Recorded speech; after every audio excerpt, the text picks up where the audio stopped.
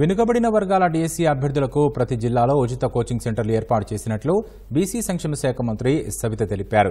Guntur BC study సర్కిల్లో DSC అభ్యర్థులకు ఉచిత శిక్షణ కార్యక్రమాన్ని ఆమె ప్రారంభించారు. వైసీపీ ప్రభుత్వం మెగా డీఎస్సీ అంటూ యువతను మోసం చేసిందని సవిత ఆరోపించారు. సామాజిక మాధ్యమాల్లో అసభ్య పదజాలంతో పోస్టులు పెట్టేవారిపై చర్యలు తీసుకుంటుంటే అక్రమ అరెస్టులంటూ వైసీపీ నేతలు రాద్ధాంతం చేస్తున్నారని మండిపడ్డారు.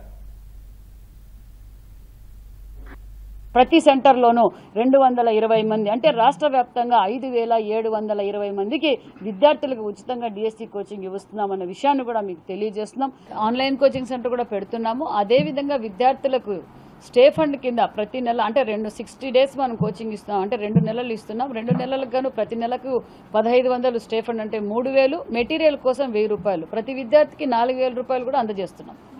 ఇక్కడ బీసీనా ఎస్సీనా ఎస్టీనా అనేది కాదండి, ప్రతి మహిళను మనం గౌరవించవలసిందే.